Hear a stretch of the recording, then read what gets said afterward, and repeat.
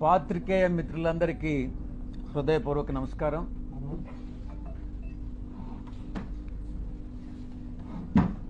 మొట్టమొదటిగా 2024 ఎన్నికలను చర్చించుకుందాం.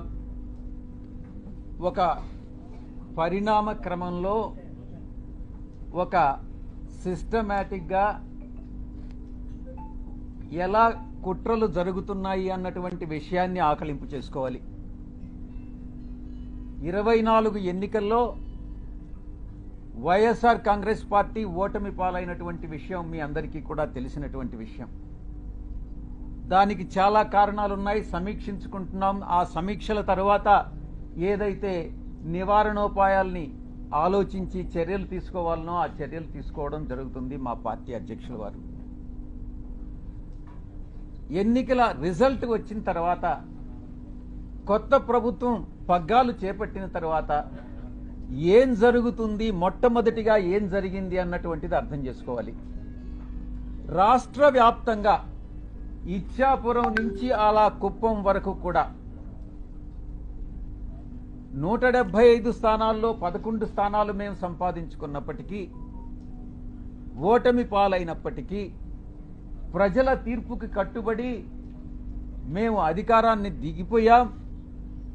వచ్చినటువంటి కొత్త ప్రభుత్వం ఆ యొక్క పార్టీ యొక్క గూండాలు కానీ, రౌడీ ఎలిమెంట్స్ కానీ, ఆ పార్టీ యొక్క కార్యకర్తలు కానీ ఎలా దౌర్జన్యాలు చేస్తూ ప్రతి ఒక్కరిని, వైఎస్ఆర్ కాంగ్రెస్ పార్టీకి సపోర్ట్ చేసినటువంటి ప్రతి ఒక్కరిని ఇబ్బందులకు గురి చేస్తూ, తీవ్రంగా కొడుతూ, కుటుంబాలను నాశనం చేస్తూ, రేపులు చేస్తూ, ఈ రకమైనటువంటి అకృత్యాలకి చట్టం అనే దాన్ని పరిగణలోకి తీసుకోకుండా పోలీసులు ఏం చేస్తారులే, మాకు అధికార పార్టీ యొక్క సపోర్ట్ ఉంది అన్నటువంటి ఒకే ఒక కారణంతో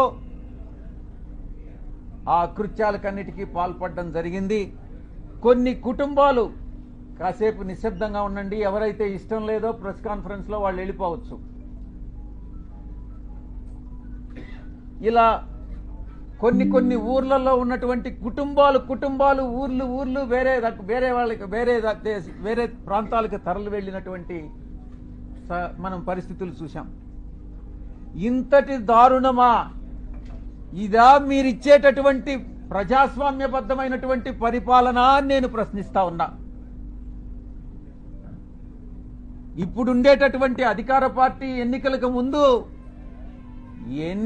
ఎన్ని రకాలైనటువంటి హామీలు ఇచ్చింది ఒక్కసారి ఆలోచించుకోండి.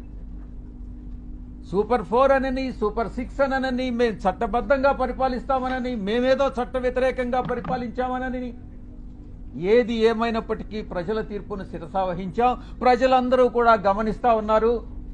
తప్పకుండా ఈరోజు ఈ యొక్క పరిపాలన, ఈ ఒక్క నెల రోజుల్లోనే ఈ యొక్క ప్రభుత్వం చేస్తున్నటువంటి రాక్షస పాలన ప్రజలందరూ కూడా గమనిస్తా ఉన్నారు.